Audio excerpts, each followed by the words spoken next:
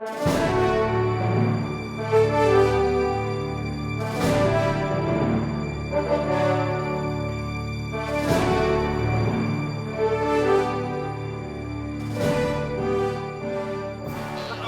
idea was this here today? Well, this was something I wanted to do for years because my boys and my wife and I did 35 miles of the actual Death March route when I was stationed in the Philippines. So, and I actually camped at Camp O'Donnell, the actual POW site. And then I've been looking, the Air Force has come up with this 14-mile walk that the cadets can earn a ribbon, and I've been looking for a safe place to do it for 27 years. And we finally have this pathway, and we're going to see what happens today. Most of your students, do they understand what the significance of this is? Have you been talking about this a lot? I have talked to them about it, plus I've shown them a video that was a documentary that's called Hero Still, on a journey from Bataan, and it has survivors who have talked about what they experienced and what they went through. And then we've got the Clemson 8, the signs up here. We talked about them, and we had a Death March survivor who lived in Williamson, who came and talked years ago, but he's now passed away, Mr. Knox. And I had a distant cousin who survived the Death March but died as a prisoner of war, and he's buried in the Williamson Cemetery. So we have talked about it and explained to them, and they were talking 14-mile walk. That's a long way. I said, these men did 65.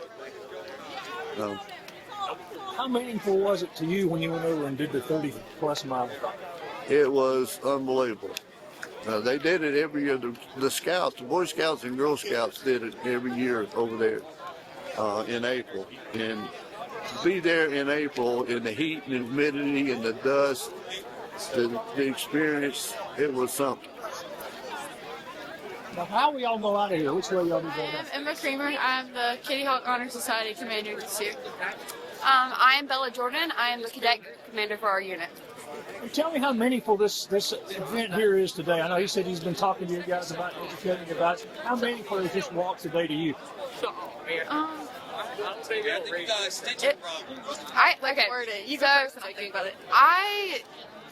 We learned about this every year that we're in here. I've learned about it for the past 4 years, and I've heard some stories. These men went through extremely gruesome things that we can never imagine.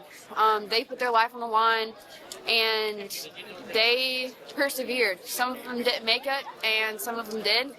And this march/walk/run, it's to honor them, and it's to show our community that we care for them, and it's to show the people in our community who might have had family members who were survivors of this march. We're here and we care, and what these men did is amazing, and we want to put our condolences out there to them and their families, but we also want to show they need to be honored.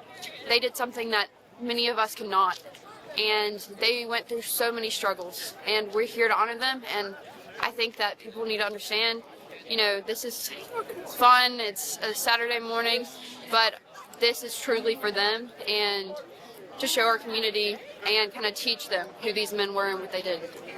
Honors the men, but also from our core standpoint, this is something that colonels wanted to do for so long, and I know him spending time in the Philippines, they actually got to see the area where the actual Bataan Death March happened. So for us to be able to get together as a corps with other units and do this to honor them just means a lot too. And I think also colonels talked about how your dad and his brother did. They actually marched. Yeah, they marched on the actual thing, and they did about half of the actual march. And so just getting to do something that they've done in real life, and just do something that's even a little bit of that is awesome for us, really. Are y'all ready for the 14 miles? Yes. I'm excited. It's a little chilly, but I think we got it. It's going to be a lot.